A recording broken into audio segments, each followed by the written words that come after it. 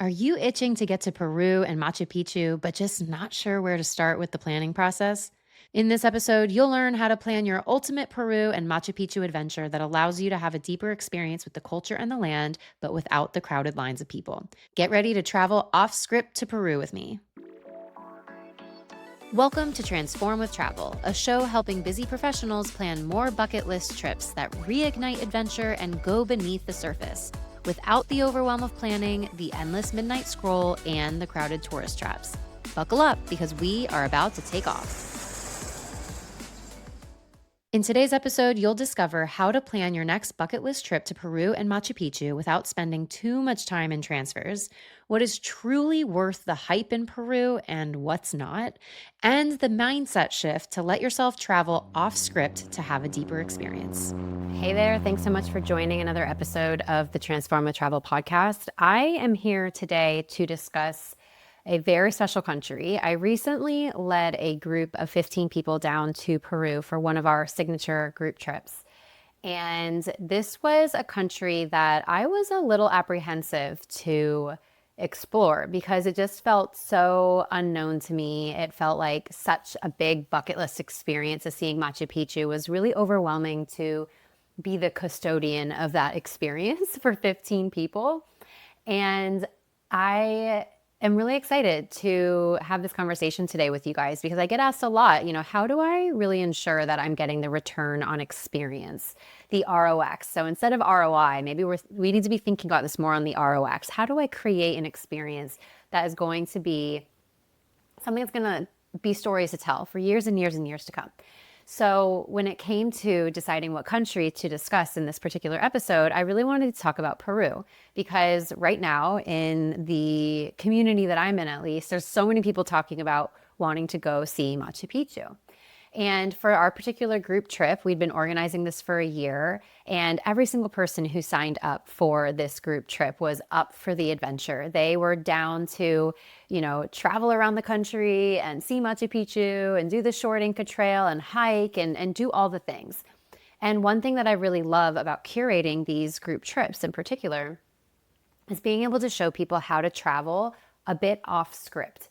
What does that mean? What does it mean to travel off script? In today's day and age, you're likely going to find the same generic itinerary all over ChatGPT, all over Google, the blogs, the TripAdvisor, everything. You're going to find the same generic stuff over and over again. And traveling off script means letting yourself not have to go on the same copy and paste itinerary that every single other person has been doing just because so-and-so said that this particular experience, you have to do it, or this restaurant you have to eat at. Traveling off script really takes that pressure off of having to do everything quote unquote right and just be able to let yourself unfold, let the day unfold, let that taxi driver that you had a great conversation with tell you which restaurant to go to. And then from the restaurant, the waiter's going to tell you what cool hike to take. That's what it means by traveling off script. While the hotspots are hotspots for a reason, I also love being able to guide people to places they likely would have never been found by themselves.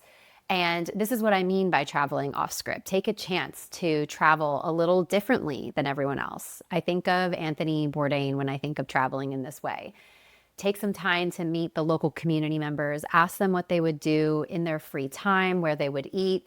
It likely is going to be way different than the scripts that the hotel concierge will tell you or what the 1,000th influencer on TikTok is going to say.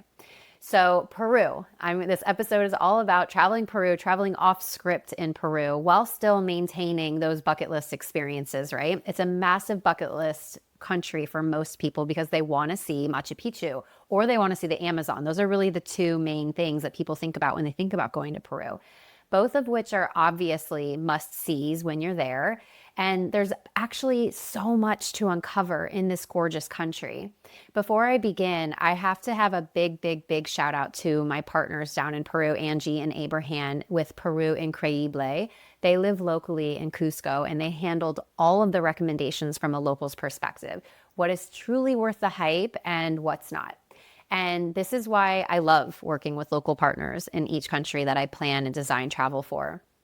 They're really able to give you that behind the scenes look of how to even map out your trip so that you're not spending too much time in transfers or that you're not stuck in a tourist trap. So, with Peru, it is definitely not one of those countries, if you're planning on seeing Machu Picchu, it is not one of those countries that you can just show up and wing it. I mean, you can try, you can really, really try. But if you are planning to see Machu Picchu, you need to plan early. Permits for Machu Picchu sell out fast. There are specific days that open up for the day that you want to go. So let's say you want to see Machu Picchu on April 15th. Potentially that the day for permits to open might be January 15th, and you've got to be like ready to go to get your permit on that day, because the best circuits, the best paths, and the best like touring opportunities through Machu Picchu get taken really quickly. And the same goes for the Inca Trail. If you were going to do a multi-day hike doing the Inca Trail or even the short Inca Trail, you have to hike with a licensed operator. And tickets for the train, permits for Machu Picchu, and the best hiking outfitters get booked up quickly. So you'll want to give yourself at least 4 to 6 months to plan for this type of trip. Hey, I recently did a poll on my Instagram where I asked you what you're looking for most in your travel experience. And the large majority of you said that you're seeking deeper experiences while you travel. In a world of AI and over tourism, we're seeking to see the world in a new way and in a way that leaves the world a better place while also transforming the way that we see ourselves. There is truly no one doing this better than And Beyond. For over 30 years, And Beyond has been curating unforgettable experiences that allow you to immerse in culture, nature, and adventure, all while keeping it luxury and unique. Nicole Robinson, the CMO of And Beyond, was actually on the podcast on episode 77, sharing how the company is redefining luxury and sustainable travel, one trip at a time. And Beyond has created and curated a collection of lodges, camps, and itineraries in some of the world's wildest places. Bucket list destinations like Africa, Asia, South America, and even Antarctica. Whether it's a private safari in Botswana or finding true peace at their stunning river lodge in Bhutan, they've got you covered. And the best part is you can travel with And Beyond no matter what stage of life or style of travel you're in. Think solo traveling, romantic getaways, family adventures, and multi-generational bonding. They handcraft bucket list experiences in a way that leaves you deeply changed and also leaves the world a better place at the same time. I mean, what more could you want out of your travel experience? Head to ambeyond.com to learn more about their lodges, camps, and itineraries and their current special offers like their anniversary or milestone celebration offer. That's www.ambeyond.com, and make sure you tell them that I sent you over. So when you're starting to plan your itinerary and map out your route, it's really easy to get caught up in, well, I want to see this and I want to see that and I got to go to this and then I want to fly down to this part of the country. This is a country that you are going to want to give yourself plenty of time to get from place to place. Try not to cram the entire country in one visit. So if Machu Picchu is at the very top of that bucket list, then maybe stick with the Cusco, Sacred Valley, Machu Picchu track. If you want to do the Amazon, that could be an entirely separate trip, and maybe it should be an entirely separate trip. Transfers from place to place, even when it looks like on Google Maps only an hour, they take a lot longer than you think to get from place to place. There's windy roads, it's dirt tracks on some points, there's big coach buses that might take up the entire way and you get stuck behind. You don't want to be spending every single day the entire trip in cars, in buses, in trains. And oftentimes that's what happens when you're trying to get from one archaeological ruin to the next market and then lunch here and then another tour in the afternoon. You end up spending the entire day bouncing around on these, sometimes dirt roads. And it's not really the vibe, right? So one thing to note there, like if you get motion sickness, definitely be prepared with your medications because the roads are windy, it's mountainous, there's dirt tracks, you bounce around a lot. So give yourself just plenty of time. Maybe pick like 2 or 3 highlights that are like home bases in your time there. Try not to bounce around too much from place to place and really give yourself a lot more free time than you think. On our trip, on the group trip that we led in April of 2025, we did Cusco, Sacred Valley, and Aguascalientes, which is the town that you stay in if you're staying overnight in Machu Picchu. I wish, looking back at our itinerary, I wish we had spent way more time in Cusco. It totally surprised me. It's honestly one of my favorite cities I think I've ever been to. It has quaint old world charm. It has culture literally like oozing from every corner, and not in like the tacky touristy way, just from like a very authentic ancient culture kind of way. Some of the kindest people, even for a city, you think, okay, a city is going to have like not the nicest people, the kindest people, even in a city. It has everything that I love about a really like small to mid-sized city. And I really liked it. It was super walkable, cobblestone streets, just yeah, really, really beautiful. And from Cusco, there's so many day trips that you can make from there. So instead of just like flying straight into Cusco, getting in your car and going straight to the Sacred Valley, like if you have the time, I would highly recommend extending a couple days there, because there's day trips that you can take. There's local cooking classes that you can take, walking tours. There's so much rich history. I wish I had more time in Cusco to be able to explore the Museum of Incan Art and the history museums. So definitely something that I not necessarily regret, but I wish I just had a little bit more time to explore Cusco. I think we often try to get like straight to the big bucket list experience right away. And actually, like Cusco in and of itself is a bucket list city, in my opinion. Like I said, there's so many day trips. So you can do a day trip out to Rainbow Mountain. You can do a day trip out to Umante Lake. Although I would dare say that you can make that a destination in and of itself, is traveling to these places.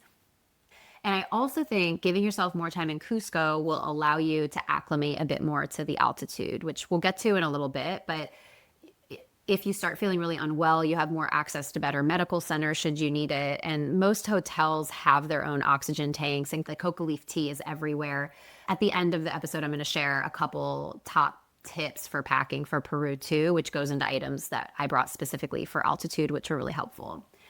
So from Cusco, then we drove down to the Sacred Valley. Again, I would give yourself way more time in Sacred Valley than you think. Places to stop on the way to Sacred Valley include the Chinchero area town for textiles. We did a beautiful, beautiful despacho ceremony to set the tone for the trip, which was basically like a traditional Andean gratitude ceremony. We stopped at Pisac ruins, and you can stop at the Pisac markets. In the area of Sacred Valley, you could do day trips to the Ollantaytambo ruins. Ollantaytambo as a town is just so cute to walk around. There's the Moray Archaeological Center, the Salineras de Maras, the ancient salt mines, which was way cooler than it sounds. It was so cool. There's just so much to do in Sacred Valley. And I think sometimes we jam pack our schedule to just get to Machu Picchu that we miss out on so much of the rich culture, so much of the rich history. And one of my biggest pieces of advice, just give yourself more time in these areas. Give yourself more time getting from one excursion to the next, because it just takes longer. We had to skip out on a couple excursions because we just literally didn't have the time to make it from one place to the next. People wanted to spend more time in certain areas just to walk around and sit and feel the land. And when we have too many things back to back to back, it doesn't give yourself that space. So just more time. And you also want a day or two just to relax at your hotel. Most of the hotels, even the lower tier hotels, have gorgeous mountain views, gorgeous location in the valley. Most of them have yoga shalas. They have self-guided walks on property, pools, spas, like giving yourself time just to enjoy the hotel as well. So in Sacred Valley, we stayed in two different hotels. The first one we stayed at was Taipicala, which is a 5-star hotel in the Sacred Valley, gorgeous property. And then we also stayed at Tierra Viva, which is a 3-star hotel. And I loved both for different reasons. Taipicala had a gorgeous spa. There was the river running right through the property. There was an awesome indoor yoga shala and just so many places to sit and observe and be calm and quiet. But there was also something just so charming about Tierra Viva. It had beautiful views. There was an outdoor yoga shala, really quaint decor. But you felt, oh, they also had a fire pit, which was super cool. You really felt a deep sense of place when you stayed there. So both properties were really great. I actually think I would refer more clients to Tierra Viva just because it just had a really nice, small family feel to it. Another really cool experience, and this is definitely one of those like secret gems that not many people get to go to just because it's a little bit more off the beaten path. But another really cool experience that my clients recently had was staying at the Star Dome Lodges. So this is a bit of a trek away from Sacred Valley and Ollantaytambo. It's about a 25-30 minute drive from the train station in Ollantaytambo, and it's up the mountain. But there is a gorgeous boutique hotel consisting solely of see-through domes, like see-through walls of these domes that you can stay in, and you can see the entire valley, you can see the mountains, and an insane amount of stars at night. And once you're there, you're there. So the activity is being there. That's why not a lot of people have a lot of time in their itineraries or their schedules to make this a priority. But another reason to just like go a little bit off the beaten path. It's a little bit harder to get to, but you are rewarded with one of the most incredible experiences.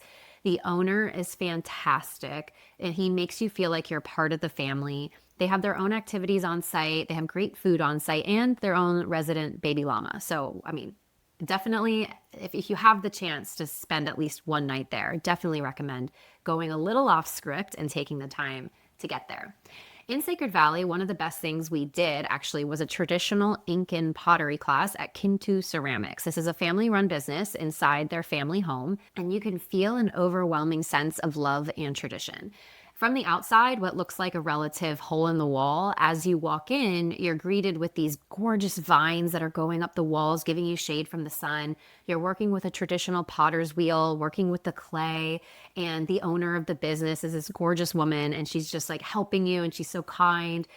This is one of those experiences that we could have only gotten from working with our local partners at Peru Increíble. And this is why it's so important to me to work with local operators who have deep connections with these type of traditional practices and traditional art and traditional wisdom. And this is definitely one of those things that if you could save down for your itineraries to see if you can work with them. But working with Peru Increíble and also myself as your advisor will be able to help you get those experiences and just allow it to like slot into your itinerary. I think oftentimes when you look at places like these from the outside, you think perhaps a little judgmentally, like, oh, does it look safe? Is it clean? Is it going to be good? It wasn't on the first, rating of TripAdvisor or whatever. But when you open yourself up to the mentality that perhaps you don't know what is supposed to be right or supposed to be wrong or what's good and what's bad, perhaps their way of living and perhaps their respect for ancient wisdom can teach you something about respecting traditional wisdom, communal living, gratitude. And the same goes for the food. We always should have some caution about food in different countries, of course, but with the encouragement of our guides, Abraham and Angie, they brought us fruits that we've never seen before and encouraged us to eat from food stalls that I probably would have been a little hesitant to try. And if I didn't have them encourage me to trust that it's safe, I would have missed out on a huge part of their culinary culture. Summertime and the living's easy, especially when you have Best Day Brewing packed in your cooler. Just because you're not drinking alcohol doesn't mean you have to miss out on creating core memories this summer. Beach time, boat days, dips in the lake, and so much more. That's where Best Day Brewing comes in. Brewed in Northern California and crafted for the doers, the trailblazers, the summertime warriors, the adventurers. Yes, that's you. Best Day creates the perfect non-alcoholic beer for life's special moments. And better yet, you can earn $2 back via PayPal or Venmo when you purchase one pack of Best Day Brewing at participating retailers from now until July 30th. From Sacred Valley, we took the train to the trailhead of the Short Inca Trail. Let's talk about the train for a second.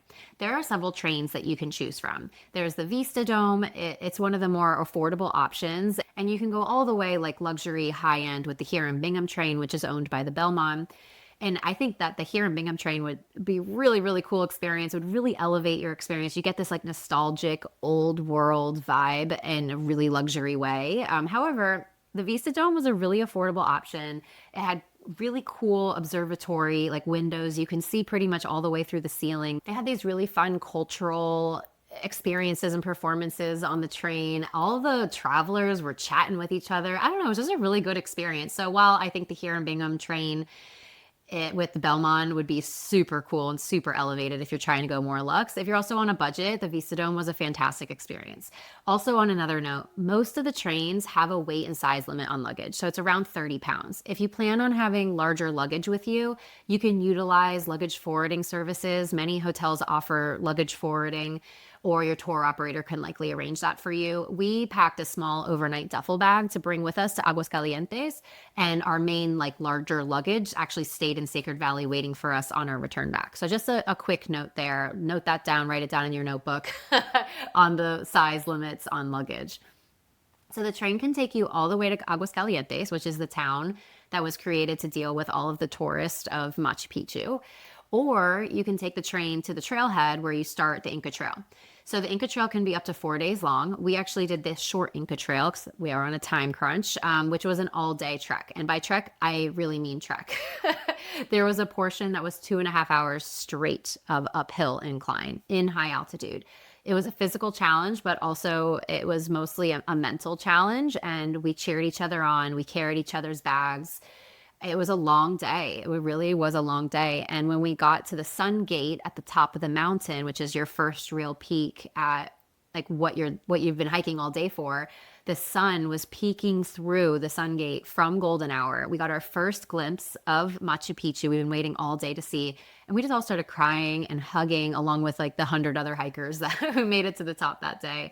And it was one of those experiences that if you're in like the physical health to be able to do it, I think absolutely challenge yourself, absolutely push yourself to be able to do something like that, because the reward, like we did, that was like all we could talk about for the rest of the trip, was just how incredible that was for us.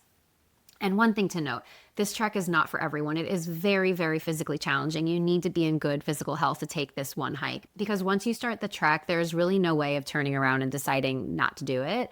Also to note, you need to hire a very reputable company. Your safety is of utmost importance, and going with guides that you can trust is paramount. So also working with a travel advisor can help you make that decision on who to work with for this type of trek. If you do the multi-day hike, you will be staying in camps, and there's bare minimum on sanitation and toilets and all of that. So just fair warning.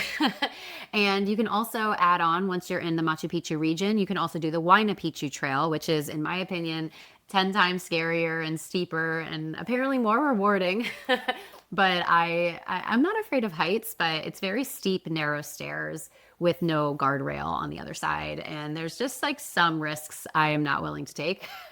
My parents did it and they were about almost 60 at the time. So it's possible. I've had clients do it, but just something to keep in mind. Maybe just YouTube Huayna Picchu Trail before you sign up for it.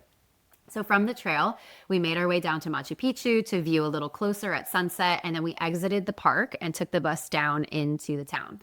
There's only one way to get in and out of Machu Picchu, and that is taking the public run buses from the town Aguascalientes. So if you are planning to take a day trip, like if you're planning on staying in Sacred Valley and you're just doing a day trip up to Machu Picchu, it is a very long day. You are likely going to be leaving at like 4:30 or 5 o'clock in the morning. You'd be taking a train from Sacred Valley to Aguascalientes. Then you'd have to walk or transfer to the bus stop. From the bus stop, you'd then go all the way up to Machu Picchu, do your tour in Machu Picchu, then take the bus back down to Aguascalientes, walk to the train station, from the train station, take it back to Sacred Valley. It is a long day. I had clients do this a couple months ago. They were up by 4:30 and they didn't get back till 7:30 or 8 p.m. It's possible, however, if you have the time and the opportunity to stay in Aguascalientes for one night, I highly recommend it. You get to see Machu Picchu potentially twice. You can do sunset the night before, and then you can do sunrise the next morning. You can explore the cute little town of Aguascalientes. It was built for tourism, but still cute nonetheless. It gave really big Rishikesh vibes. If you've been to Rishikesh in India, there's a river that cuts through the town, and there's bridges that bridge the gap between both sides of the town. Tons of shopping, great massage, spas, really good food. So it's a cool experience to be able to stay there. There's a big like traveler hub vibe. You get like that thrum of life from having a whole bunch of hikers and backpackers and people that are just there for that experience. It's really cool. So we stayed within the town itself. I would recommend, if you're going to stay in town, staying either at the Tierra Viva, which is right in the center of town, or there's a really gorgeous 5-star hotel 5-minute drive away called Inca Terra. And it feels like you're in your own little world. And they've got a world-class spa. It's like a little oasis from the craziness of town, but it also comes with breakfast and dinner, complimentary, massage. If you book with me, I can get all those perks with you. If you're really looking to splurge, the only hotel that's actually up at Machu Picchu, meaning you wouldn't have to take the bus, up and down every day.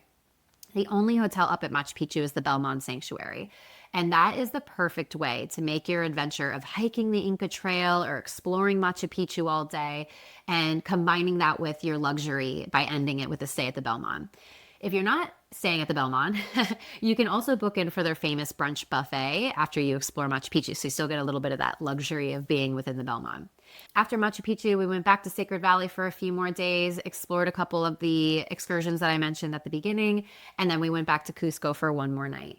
And the only thing that I wish was different was maybe having a couple more days in Sacred Valley and maybe a couple more days in Cusco. I definitely think keeping the trip situated to that particular region of the country was smart for our first visit. And now I'm excited to go back to Peru to maybe tack on a different part of the country. Maybe there's like an Amazon experience or something really cool that we can do there. I definitely think trying to do more than that would have been really overwhelming, and we would have spent a lot of time in transfers and taxis and cabs and buses and all that. So, of course, in every country, there are tourist traps and scams. That happens in any country, even in the US. So, keeping your wits about you and working with a local tour provider, I really don't know how many times I can I can say that, but working with a local tour provider will help take the friction out of that experience. And overall, I felt really safe and really well taken care of. Things I was not prepared for, and I don't know why I wasn't prepared for it, but things I was not prepared for. I have traveled all over India. I've traveled all over Southeast Asia, but the poverty and the state of the buildings and homes in Peru really struck me by surprise. I don't really know what I was expecting on this front, but I didn't expect for so many of the areas that we were in, even particularly like in tourist areas, how struck by poverty that they were. And after speaking to, some of the hotel staff and our guides and just learning more about, the government and learning more about like why things are the way they are, to still be greeted with so much kindness, another thing I was totally not prepared for, and I don't know why I wasn't prepared for it, but like the overwhelming kindness of the people from all levels, from hotel staff all the way, down to the person carrying bags to and from trains. Just, yeah, super, super kind people and super patient. I try to speak Spanish whenever I can when I'm in countries that are the primary language is Spanish, and they were super patient. They didn't cut in and be like, okay, let's just speak English, or they didn't try to like say the word for me that I was trying to describe. They're just really patient, and they let me try to speak, which I really, really appreciated. Another thing I wasn't prepared for was the altitude. We all hear about altitude sickness, and I knew we were going to be at 11,000 feet altitude, but truly, unless you've been to that elevation before, you don't know how your body's going to react. So I'm really glad that I had my Jet Set Meds kit with me. Jet Set Meds is a physician curated kit with prescription medications that will help you with some of the most common travel ailments. Anyways, it has an altitude sickness medication in it, and I was just really glad that I had that with me, and that the doctor that I was assigned to with my Jet Set Meds kit gave me instructions on how to kind of mitigate those altitude sickness symptoms. And then finally, the thing I wasn't prepared for was the food. I do not know why. I really don't know much about Peruvian food, even though I've eaten at plenty of Peruvian restaurants here in South Florida. I don't know why I just did not think about how good the food was going to be. But oh my God, the food is fantastic. They were really good about our group's wide variety of dietary restrictions. They were great with mocktails and other NA options. It is a lot of potato and a lot of starch in every single meal, which I was not expecting, but truly like every meal was so rich and so flavorful. And because it's so rich and so flavorful, and because there's a lot of potato, you honestly really only needed like 2 meals a day. We did not need to be eating 3 meals a day. And by the end of the trip, that's kind of what people were going for. They'd have a big breakfast, maybe like a snack midday, and then they would have dinner. Or people would have breakfast and lunch and then maybe like a soup at night. So definitely the food is amazing. The food is really rich, and you don't need as much food as you think you do. So to wrap this all up, so quick notes to ensure a smooth trip. Number one, like I said, plan early, especially if you're going to need permits to some of the destinations and locations that you're going to, especially like Machu Picchu. Plan early. Give yourself like 6+ months to plan for this trip. Number two, hire locally owned and licensed guides to help coordinate your trip. These are things like permits. They are going to get the alert from the Ministry of Tourism when permits are going to open, if there's any closures, if your permit randomly got canceled like ours did. Your local guides and licensed guides are going to be the ones that are going to have their ear to the ground, knowing what's happening in the country. And you can work with a travel advisor who has partners on the ground. Like I will always work with local partners as the advisor.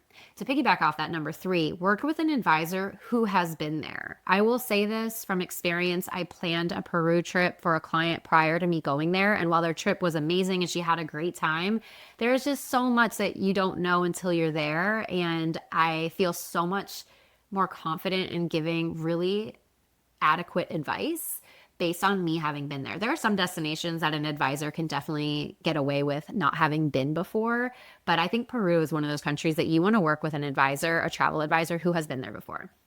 Number four, as I mentioned, don't try to cram in too much.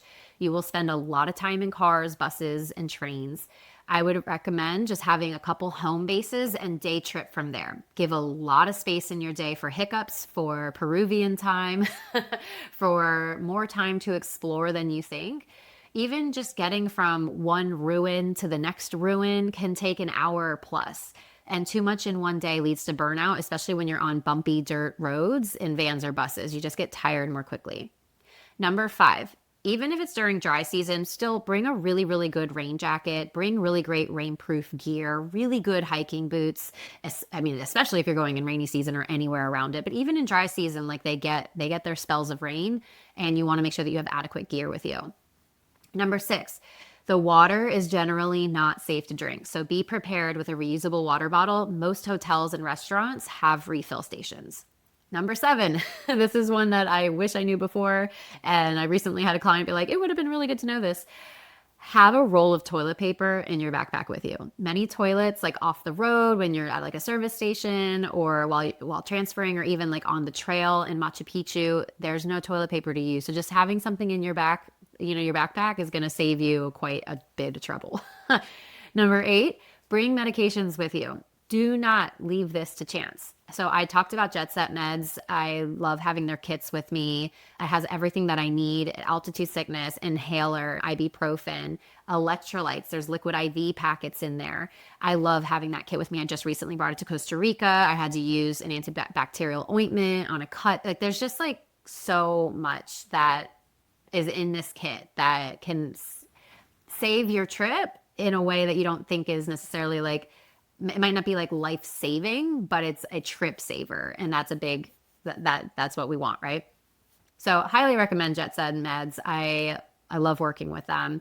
Or you can also just talk with your doctor about prescribing what you might need. Like I mentioned, altitude sickness, having your ibuprofen, EpiPen, those types of things. Electrolytes, absolutely. You will be so dehydrated from the altitude. Bring lots of electrolytes. We also brought a pulse oximeter to take a read on oxygen levels if anyone felt really off. We had multiple nurses with us just by chance. That's their profession. So we knew that, how to read it properly and like kind of know what to do. Number nine, leave a lot of room in your luggage for shopping. Do not overpack on the way to Peru. Leave like half your suitcase empty because even if you aren't a big shopper, I promise you, you are not going to be able to resist. And number 10, last but not least, have the most open minds and go into this with an open heart, open eyes, open mind. You will be so surprised at the kindness, at the richness, at the respect that they have for their cultures, for nature. If you go into this with an open mind and kind of leave your preconceived notions of how things should be or how itineraries should run, you will be met with so much magic and so much love and many memories that you'll talk about for years and years to come. So if you are keen on planning your bucket list experience to Peru, to Machu Picchu, to the Amazon, whatever's calling you to this gorgeous country of Peru, I am here to help you. I feel really passionate about the country and having so many beautiful connections with people who work there locally. If you're ready, please click the link in the show notes and you can send a trip request automatically and I'll get back to you. And there's also a link in the show notes where you can download my packages and pricing and get a little bit to know about how it is to work with a travel advisor. So glad that you made it to the end of the episode. And I'm so excited for you to be able to embark on this next journey to Peru. All right, are you ready to pack your bags and head off to Peru now? Me too. I'm ready to go back. One of our guests on our recent trip to Peru said, I came for Machu Picchu, but I'll come back for Peru. And I hope this episode gives you a little insight as to why there is so much to uncover in this gorgeous country beyond the traditional highlight reel. I actually specialize in planning bucket list experiences for busy professionals who feel overwhelmed by the planning process or maybe just don't even have the time to go down the rabbit hole. I've walked walked the walk in Peru and have amazing partners down there. And together we can bring your bucket list to life. Download our welcome guide in the show notes, which showcases our different services, packages, and pricing to get started. All right, see you on the next episode. That's a wrap on today's episode. If you're feeling on fire and lit up to start planning the bucket list adventure you're craving, let's work together. I'm here to manage all of the hassle of planning, hand select your options specifically for you, and give you the inside scoop that no AI itinerary can give you. Click the link in the show notes to look through our pricing and packages. You're one click away from the adventure of a lifetime. This is your reminder to keep on exploring.